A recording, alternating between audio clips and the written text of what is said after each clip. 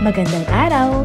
Sama-sama tayong matuto sa Teacher Sal Learning Resource Channel.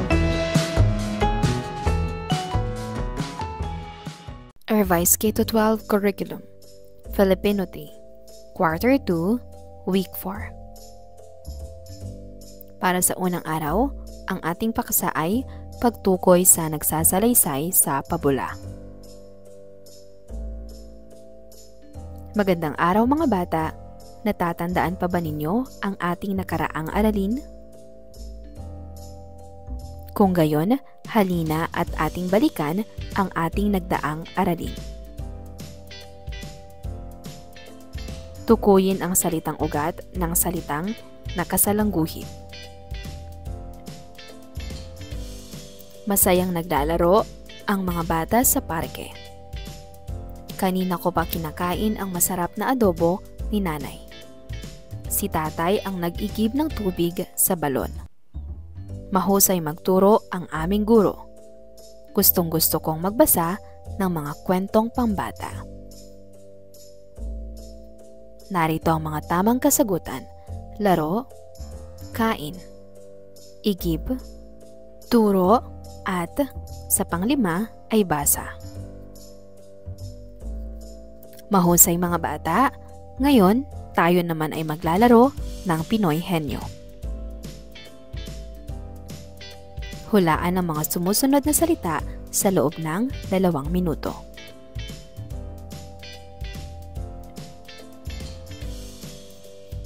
Pagmasdan ang larawan.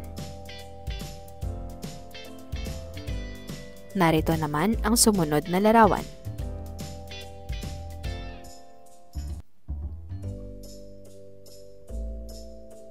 Ano ang mga katangian ng kalabaw, langaw? Ano ang pagkakaiba at pagkakatulad ng mga ito? Basahin natin ang mga pahayag.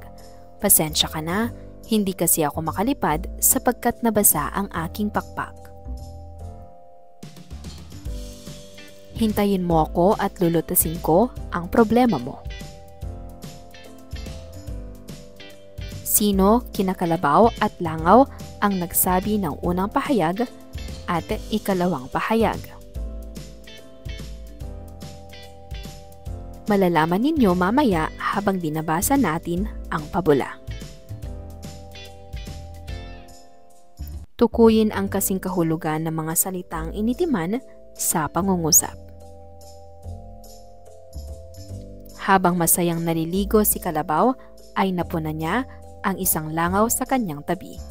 Ano ang kasing kahulugan ng salitang napuna? Nakita, napansin, nahalata. Tama, ang sagot ay napansin. Hintayin mo ako at lulutasin ko ang iyong suliranin. Ano ang kasing kahulugan ng salitang lulutasin? Aalisin, aayusin, o tatapusin? Mahusay, ang sagot ay B. Aayusin. Salamat sa tulong mo, kalabaw. Baka nasawi na ako kung wala ka. Ang kasing kahulugan ng salitang nasawi ay nasaktan, pumanaw, nasugatan. Tama, ito ay pumanaw.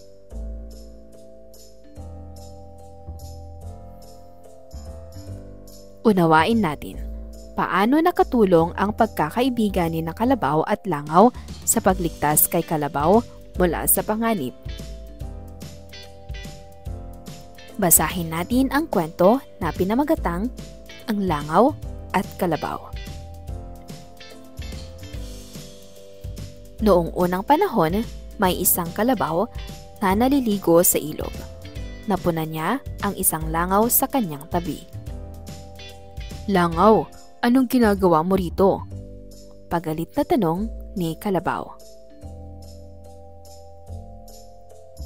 Pasensya ka na, hindi kasi ako makalipad sapagkat nabasa ang aking pakpak.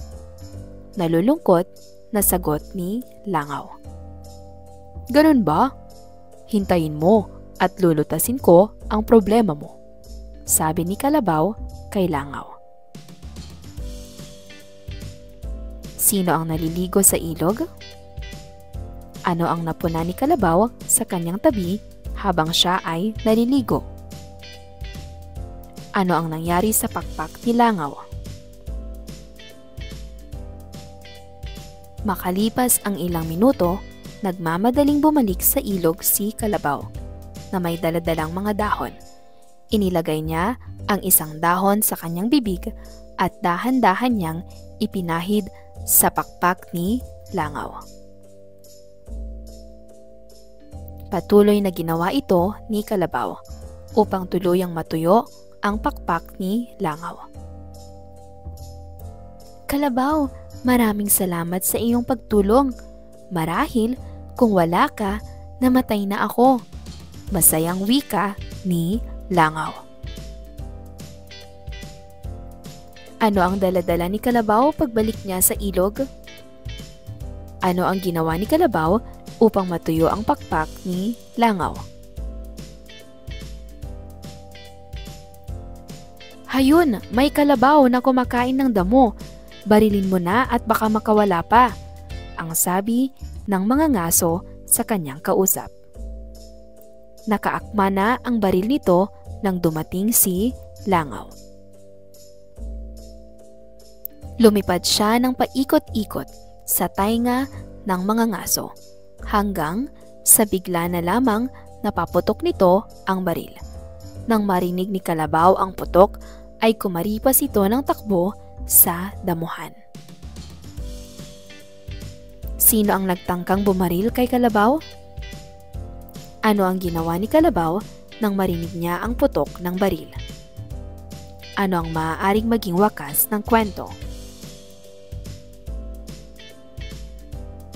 Makalipas ang isang linggo, muling nakita ang dalawa sa gubat at naikwento ni Langaw kay Kalabaw ang nangyari. Simula noon ay naging magkaibigan na sina Langaw at Kalabaw. Nakatulong ang pagkakaibigan ni Kalabaw at Langaw sa pagligtas kay Kalabaw mula sa panganib? Langaw, anong ginagawa mo rito? Pasensya ka na, hindi kasi ako makalipad sapagkat nabasa ang aking pakpak. Ganoon ba? Hintayin mo ako at lulutasin ko ang problema mo. Kalabaw, maraming salamat sa iyong pagtulong. Marahil kung wala ka, namatay na ako.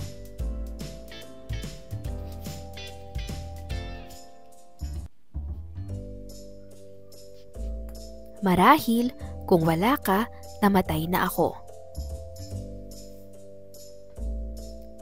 Hayun, may kalabaw na kumakain ng damo. Barilin mo na at baka makawala pa. Sa puntong ito, tukuyin natin ang nagsasalita sa bawat pahayag, batay sa pangyayari sa pabula. Kalabaw, Langaw, Kalabaw, Langaw. Mga ngaso. Sa pagtukoy sa nagsasalaysay sa teksto, maaaring mabilis itong matukoy dahil sa direktang pananalita ng isang tauhan ay inilalagay sa panipi, paggamit ng mga salitang pamalit sa tauhan at pagbasa ng konteksto, kaya dapat binabasa ng maayos ang mga naunang pangyayari upang malaman kung sino ang tauhang nagsasalita sa pahayag. Hahatiin ng klase sa 4 na pangkat, batay sa bilang ng mag-aaral. Ang bawat pangkat ay mabibigyan ng usapan o script na may dialogo. Para sa unang at ikalawang pangkat, sagutan ng mga patlang at tukuyin kung sino ang nagsasalita. Para sa maikling usapan, magandang umaga, mga mag-aaral, bati ni patlang. Magandang umaga rin po, Ginang de la Cruz, sagot ni patlang. Huwag nating kalimutan ang ating proyekto sa Araling Panlipunan. Paalala ni patlang. Para sa ikatlo at ikaapat na pangkat, patlang, mga kababayan, panatilihin nating malinis at ligtas ang ating barangay. Tama po kayo, Kap. Ang ating paaralan ay dapat ding mapanatiling maayos.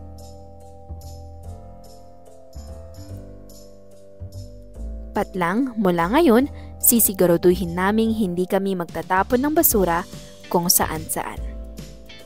Patlang at magtutulungan kami upang mapanatili ang kaayusan sa silid-aralan. Tatawag ng 4 na mag-aaral ang inyong guro. Basahin ng may damdamin at tamang bilis ang usapan. Magandang umaga, Kap de la Cruz. Ano pong magandang proyekto ang mayroon tayo sa barangay? Magandang araw, Binibining Santos.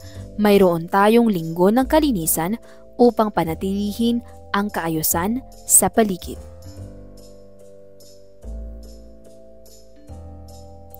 Bilang doktor, ipinapayo kung huwag tayong magtapon ng basura kung saan-saan upang maiwasan ang sakit. Tama, ituturo ko ito sa aking mga mag-aaral upang lumaki silang responsable. Paano natin natutukoy ang nagsasalita sa isang usapan?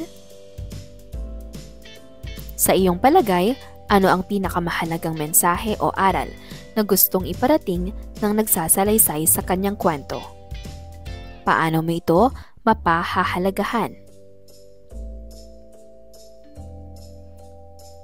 Para sa pagtataya, tukuyin ang nagsasalita sa bawat pahayag. Napansin ni Ginoong Santos na walang takdang aralin si Juan. Lumapit siya rito at sinabi, "Bakit hindi mo nagawa ang iyong takdang aralin?" Tama si Ginoong Santos. Mahalaga ang edukasyon sa ating kinabukasan. Paliwanag ni Binibining Cruz. Mahusay ang nagsasalita ay si Binibining Cruz. Laging tandaan na ang pagsisikap ay susi sa tagumpay, sabi ng guro.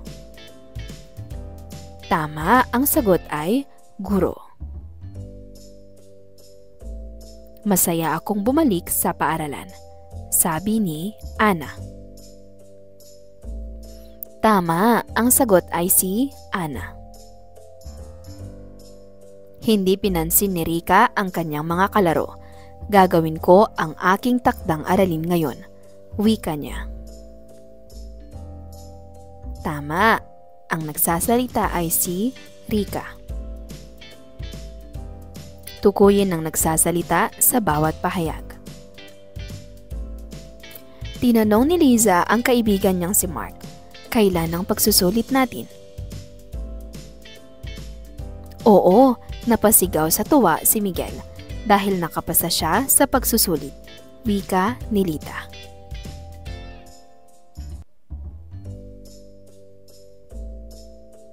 Para sa ikalawang araw, salitang naglalarawan sa panahon at pinangyarihan ng kilos. Tinalakay natin kahapon ang pagtukoy sa nagsasalita sa teksto o isang pahayag. Sagutan nga natin ang ibinigay kong gawain kahapon. Tukuyin ang nagsasalita sa bawat pahayag. Tinanong ni Liza ang kaibigan niyang si Mark, kailan ang pagsusulit natin? Oo, napasigaw sa tuwa si Miguel dahil nakapasa siya sa pagsusulit, wika ni Lita. Saan natin madalas makita ang mga kalabaw? Paano nakatutulong ang kalabaw sa mga tao? Kailan sila pinakakailangan ng mga magsasaka? Saan naman natin madalas makita ang mga langaw? Kailan sila madalas dumarami? Makikita natin ang mga kalabaw sa bukid. Katulong ng mga magsasaka ang kalabaw kapag nag-aararo sa palayan. Pagkalipas ng 3 hanggang 4 na buwan, maaari nang anihin ang mga palay sa bukid. makakakita tayo ng maraming langaw sa mga basurahan. Tuwing tag-ulan, dumarami ang mga langaw sa ating paligid. Noong unang panahon, may isang kalabaw na naliligo sa ilog. Kailan naligo ang kalabaw sa ilog? Noong unang panahon. Saan naligo ang kalabaw noong unang panahon? Sa ilog. May mga salitang ginagamit sa paglalarawan sa panahon at pinangyarihan ng kilos. Sa palagay ninyo, ano-ano pa ang mga salitang maaari nating gamitin na nagsasabi kung kailan nangyari ang kilos? Sulatin ang mga sumusunod sa paraang kabit-kabit at basahin ito pagkatapos. Kahapon, kanina, kagabi, mamaya, bukas, noong isang araw, sa susunod na linggo, at iba pa. Para naman sa mga salitang tumutukoy sa lugar o pinangyarihan ng kilos, ano-ano ang maaari nating gamitin? Sulatin ang mga sumusunod sa paraang kabit-kabit at basahin ito pagkatapos. Bahay, paaralan, palaruan, simbahan, palengke, mall,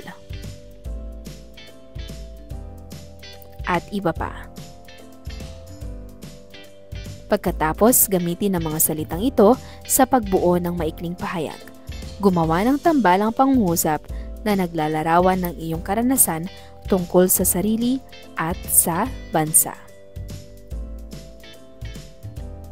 Makalipas ang isang linggo, muling nagkita sina Kalabaw at Langaw sa gubat.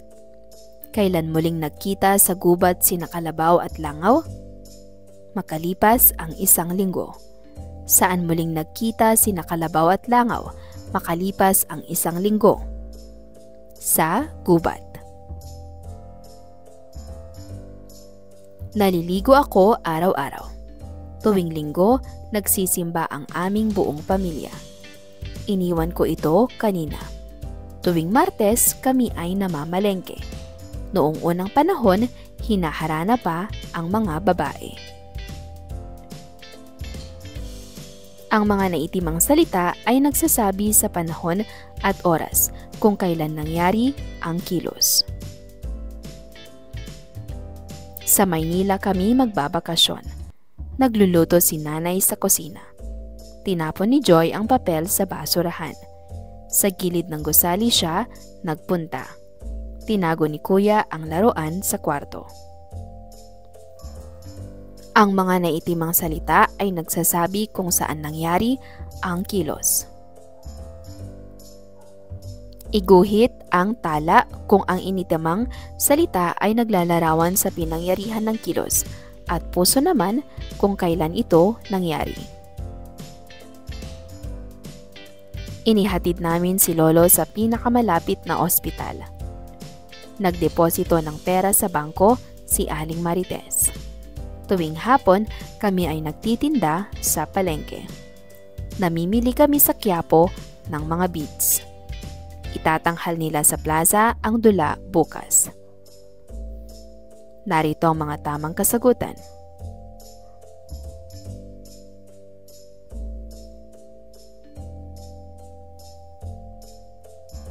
Bilugan ang mga salitang naglalarawan kung kailan nangyari at pinangyarihan ng kilos.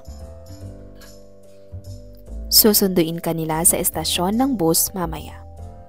Nag-aaral ako sa mataas na paaralan ng San Andres. Masarap ang halo-halo tuwing tag-init. Estasyon ng bus? Mamaya. Sa mataas na paaralan ng San Andres. Tuwing tag-init. Kumakain ako ng gulay araw-araw. Nagbasa ako ng mga libro sa silid-aklatan noong isang linggo. Araw-araw? Sa silid-aklatan? noong isang linggo.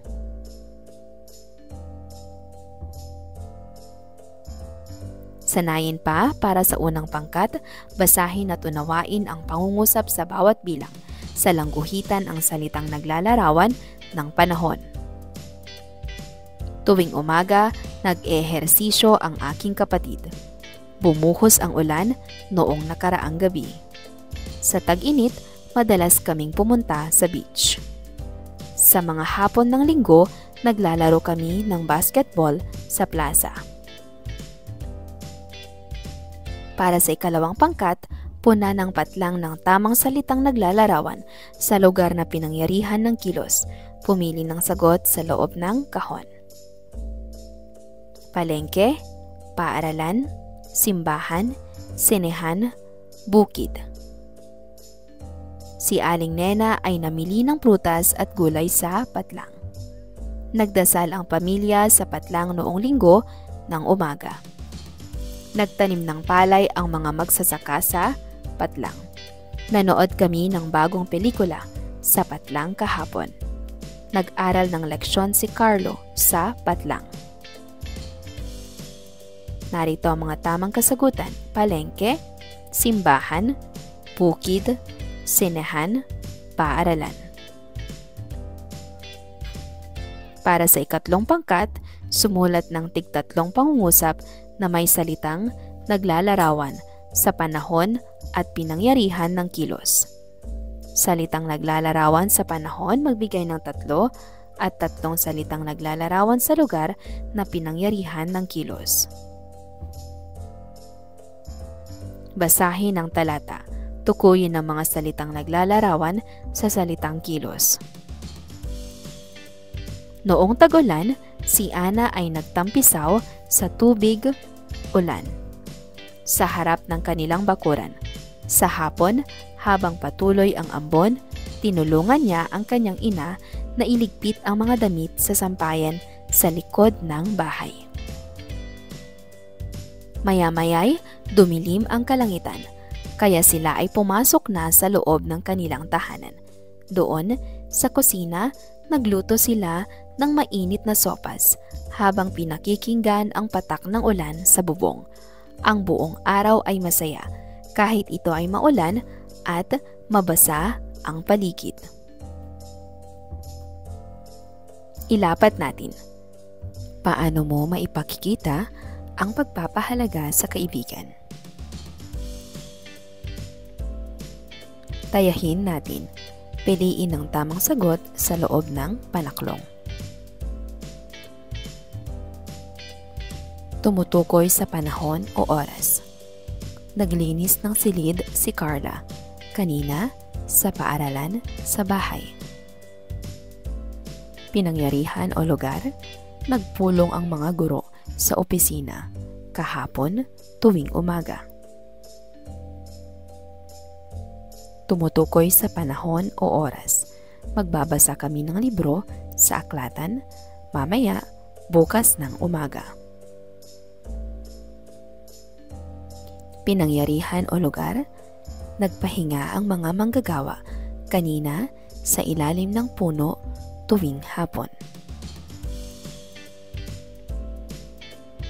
Para sa inyong takdang aralin, tukuyin ang salitang naglalarawan sa oras at lugar ng kilos. Nagtipon-tipon ang mag-aaral sa gymnasium para sa paligsahan. Naglaro kami ng tumbang preso kahapon sa bakuran. Laging naghahanda ng aralin ang mga mag-aaral tuwing gabi. Nagdaos ng flag ceremony ang paaralan sa harap ng gusali. Dumarating ng maaga ang mga guro bawat araw. Narito ang mga tamang kasagutan sa gymnasium, sa bakuran, tuwing gabi, sa harap ng gusali, bawat araw.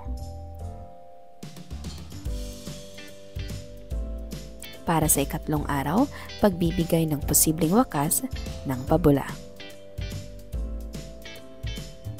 Magandang araw! Magbalik tanaw tayo sa mga salitang naglalarawan ng panahon. kung kailan naganap ang kilos at lugar na pinangyarihan ng kilos. Basahin ang mga pangungusap sa bawat bilang. Kung ang pangungusap ay naglalarawan ng panahon kung kailan naganap ang kilos, tumayo ka. Kung ito naman ay naglalarawan ng lugar kung saan naganap ang kilos, pumalakpak ka. Halimbawa, tuwing linggo ay nagsisimba ang aming pamilya. Tumayo. Kumain kami ng hapunan sa bahay ng lola. Pumalakpak. Nakuha ba? Atin nang simulan. Umiinom ako ng isang basong tubig tuwing umaga pagkagising. Kinukuha ko ang baso sa loob ng pamingganan. Nagwawalis ako ng mga tuyong dahon sa labas ng bahay.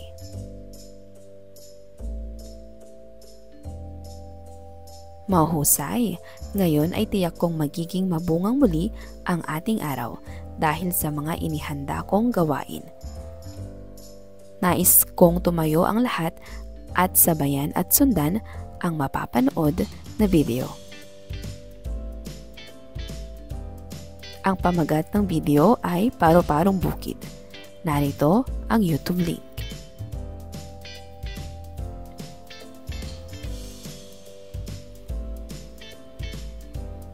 Mahusay, nakasabay ba kayo sa indak ng awitin? Tungkol saan ang awiting inyong napakinggan? Sino sa inyo ang nakahawak na ng paro-paro? Ilarawan ang paro-paro. Suriin mo. Suriin ang larawang nasa kahon.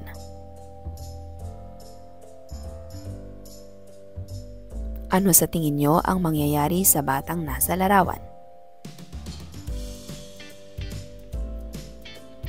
Ano ang sa tingin nyo ang maging posibleng suliranin sa kanyang ginawa? Mahusay ang inyong ipinakitang pagsusuri. Ngayon naman ay pagtuunan ninyo ng pansin ang kasunod na gawain. Ayos to. Basahin at unawain ang pangungusap sa bawat bilang. Isaayos ang mga letra sa kabilang pakpak ng paru-paro upang matukoy ang kahulugan ng salitang nakasalangguhit. Halimbawa, sinipsip ni Tutubi ang nektar ng mga bulaklak. Ang nabuong salita ay katas.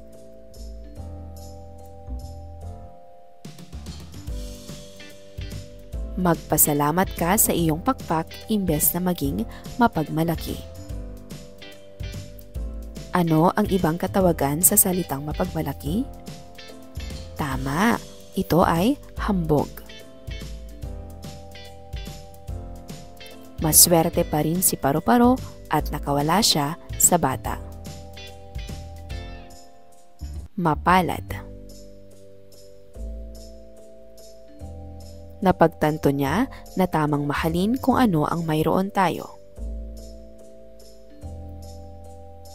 Nalaman. Huwag tayong mangutya ng iba. Manlait. Naiwan naman si Tutubi na napapailing na lang sa inastani Paro-Paro. Inasal. Tuklasin natin, sino sa inyo ang mayroong matalik na kaibigan? Maaari bang sabihin sa klase ang pangalan ng iyong matalik na kaibigan? Ano ang katangian ng inyong matalik na kaibigan? Nagkaroon na ba kayo ng hindi pagkakaunawaan ng inyong matalik na kaibigan? Bakit? Mahusay ang inyong mga kasagutan. Ngayon naman ay alamin natin ang kwento tungkol sa dalawang magkaibigan. ang tutubi at ang paru-paro. Isang araw, habang naghahanap ng makakain si tutubi, nakita siya ni paru-paro na naninipsip sa mga nektar ng naggagandahang mga bulaklak. "Hoy, tutubi, saan ka pupunta?" "Halika muna dito at tingnan mo ang aking makulay na pakpak," sabi ng paru-paro habang paikot-ikot sa harap ng tutubi. "Wala akong oras, kaibigang paru-paro. Kailangan ko pang maghanap ng makakain at ako'y nagugutom na," sagot naman ng tutubi.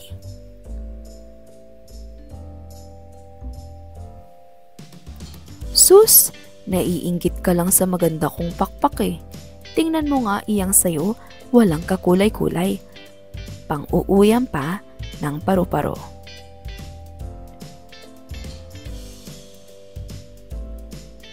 "Wala akong magagawa dahil ito ang ibinigay ng Diyos sa akin. At saka, isa pa, kontento ako sa kung ano ang meron ako. At saka, sa halip na magyabang ka, magpasalamat ka dahil nabigyan ka nito na wala sa iba." Mahabang litanya ng tutubi. Sa sumunod na araw, habang namamasyal ang tutubi, nakita niya si paru-paro sa isang tabi at mukhang malungkot. "Oh, kaibigang paru-paro, bakit ka malungkot? May maitutulong ba ako?" tanong ni tutubi. "Tama ka, kaibigang tutubi. Hindi dapat ipinagyayabang ang meron tayo na wala sa iba. At sa halip, magpasalamat. Nasira ang aking pakpak nang hilahin ito ng isang bata kahapon habang ako'y naglalaro sa may hardin." Malungkot na pahayag ng paru-paro.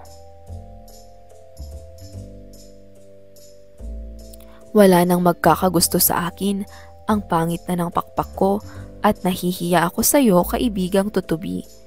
Pahayag ng paru-paro. "Nandito lang ako, kaibigang paru-paro. Hindi batayan ang itsura sa pakikipagkaibigan. Ang mahalaga ay ang nilalaman ng iyong kalooban." Sino ang dalawang magkaibigang sa pawalang binasa o pinakinggan? Ang dalawang magkaibigan ay si tutubi at si paru-paro. Ano ang kaibahan ng pakpak ni paru-paro kay tutubi? Ang pakpak ni paru-paro ay makulay at maganda, samantalang ang kay tutubi ay walang gaanong kulay.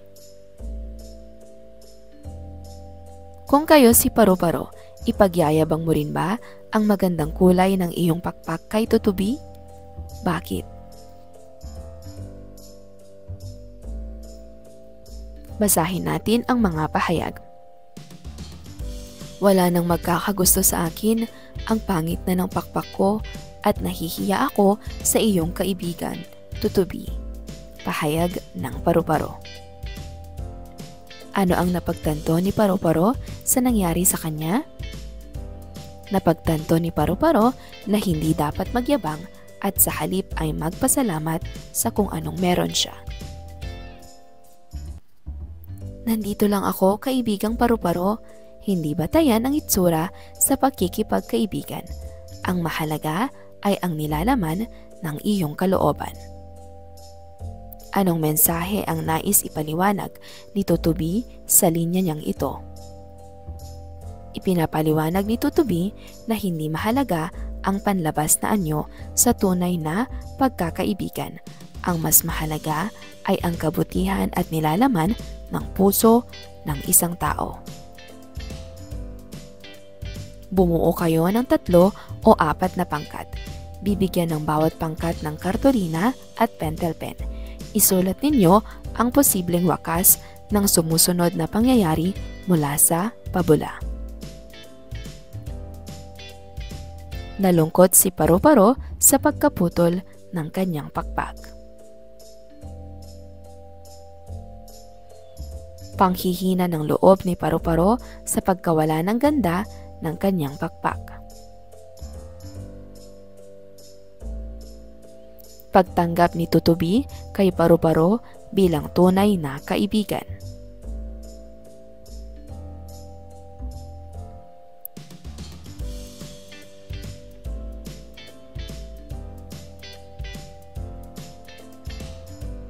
Isulat sa ilalim ng larawan ang posibleng maging kasunod na pangyayari. Para sa unang larawan,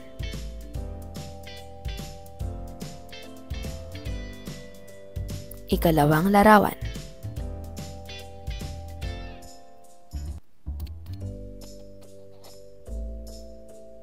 tayahin natin, basahin at unawain ang pahayag sa bawat bilang. Isulat ang titik sa sagot ng papel na nagpapahayag ng posibleng wakas ng senaryo. Si Cyril ay matyagang pumapasok sa paaralan araw-araw. Ginagawa niya ang kanyang makakaya upang may matutuhan sa bawat talakayan. Sinisikap rin niyang mapagbuti ang kanyang mga pagsusulit at mga takdang aralin. Kaya naman siya ay patlang. A. Napapabilang sa mga mag-aaral na may karangalan. Napapabilang sa mga mag-aaral na napapatawag ang magulang. Nalulungkot dahil nakakapunta ang kanyang magulang. Naging masaya dahil makukuha niya ang regalo mula sa kanyang magulang.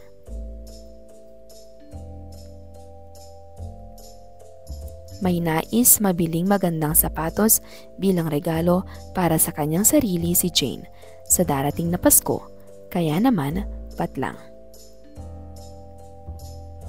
A. Hindi siya kumakain tuwing recess upang makaipon. B. Humihingi siya ng pera sa kanyang ate upang mabili ang magandang sapatos. C. Mamamasko siya sa lahat ng kanyang ninong at ninang upang magkaroon ng pera. D. Itatabi niya ang tirang baon sa araw-araw para mabili ang nais na regalo.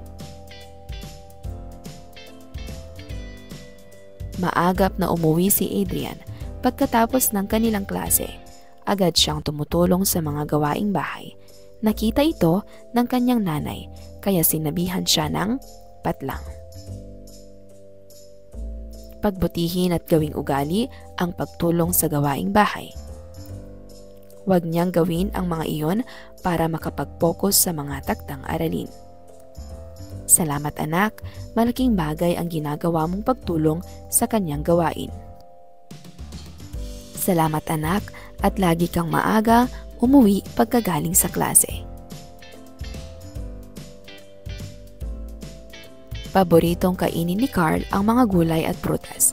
Hindi ito nawawala sa tuwing siya'y kakain sa araw-araw. Kaya naman, patlang. Siya'y batang malusog at masiglang bata. Masayahin at naging magalang sa nakakatanda.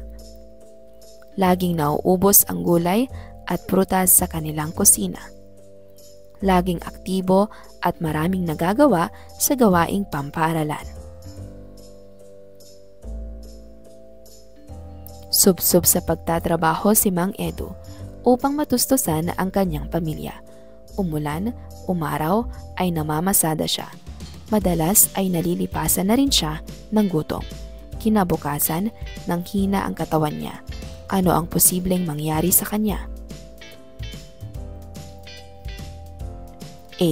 Magpapahinga muna siya. B. Magkakasakit siya. C.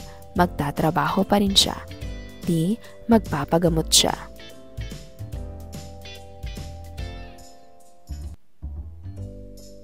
Para sa inyong takdang aralin, isulat sa pakpak ng tutubi ang katangian na dapat taglayin ng isang tunay na kaibigan.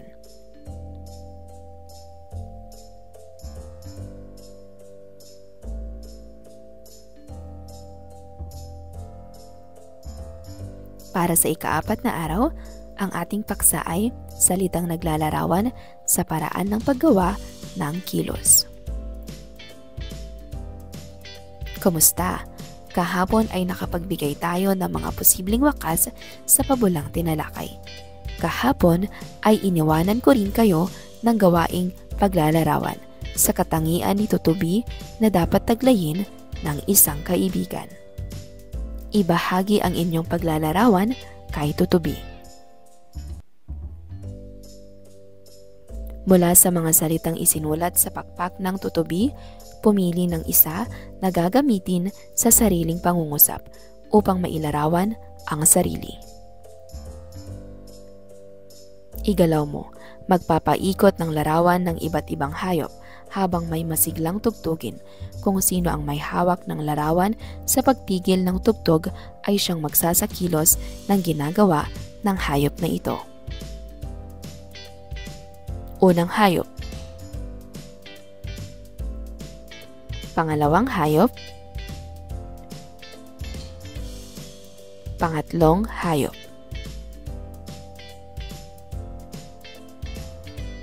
Mula sa salita, tungo tayo sa pangungusap. Malikot na lumalangoy ang mga isda. Maliksing tumalon ang palaka. Mabilis na tumakbo ang kabayo sa kabukiran.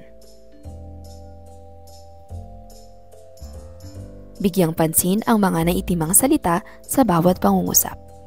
Ito ay malikot, maliksi, mabilis. Basahin ng mga pangungusap mula sa pabulang, ang Tutubi at ang paru-paro.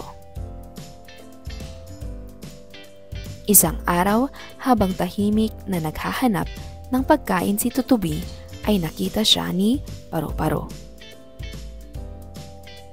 Buong lakas na sinipsip ni Tutubi ang nectar. Mahinang sagot ni Tutubi.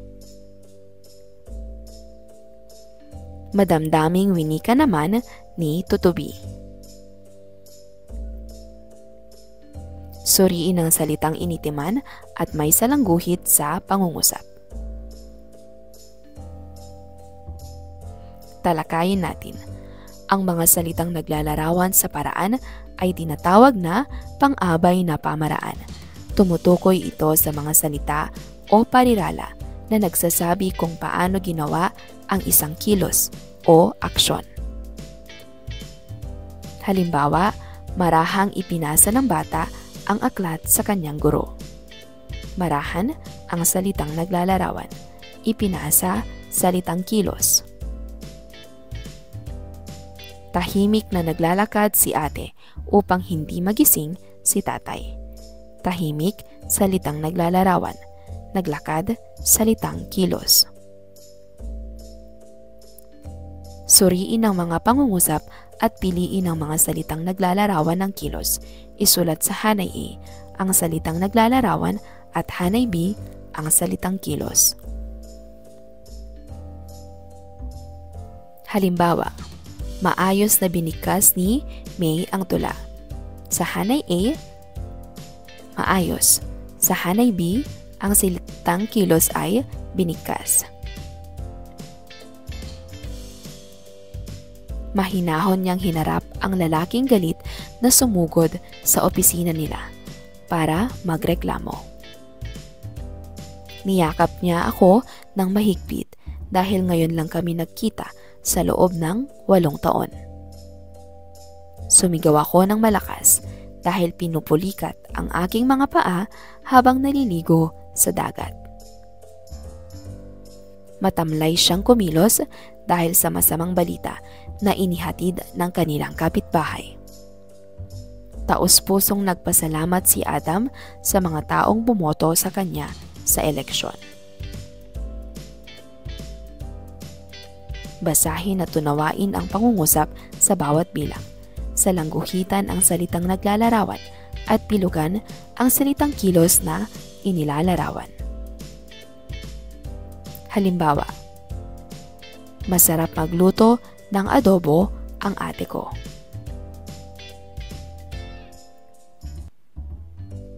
Ipinagtanggol ng buong tapang ng mga bayani ang ating bansa. Kinausap ni Joy ng mahinahon ang batang makabasag ng salamin. Unti-unting lumalakas ang ulan. Siya ay nag-iisip ng bahagya bago tuluyang sumagot. Ang pamilya espiritu ay tumulong sa mga nasalanta ng bagyo ng bukal sa loob. Tukuyin sa binasang talata ang mga salitang naglalarawan at salitang kilos na pinatutungkulan. Isulat sa graphic organizer sa ibaba ang salitang naglalarawan ng paraan at salitang nagsasaad ng kilos. Pagkatapos ay bumuo ng maikling talata gamit ang salitang naitala tungkol sa sarili at bansa. Napansin ng guro na kakaiba si Carla. Maingat siyang magsalita. Iniisip niyang mabuti ang kanyang mga sinasabi. Magalang din siyang nakikipag-usap sa kanyang mga guro. Maayos din siyang makitungo sa kanyang mga kaklase. Hindi siya pasigaw, magsaway sa maiingay. Malambing siyang magsalita. Masasabi kong si Carla ay batang kaaya-aya.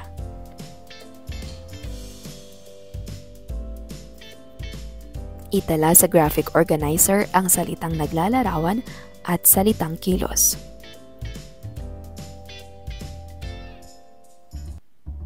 Magsulat rin ng maikling talata tungkol sa bansa.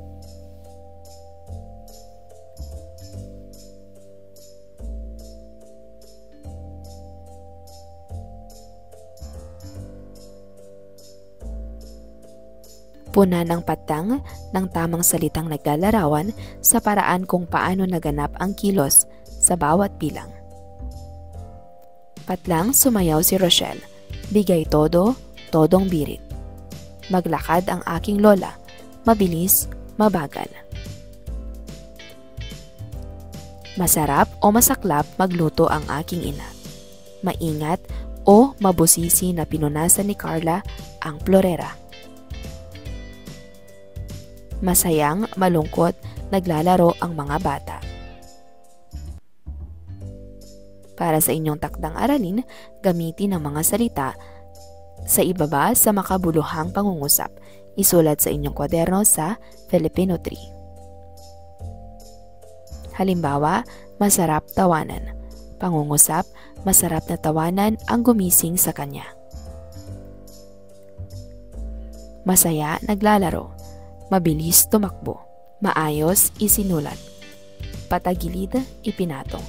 Tahimik, nagmamatsyag.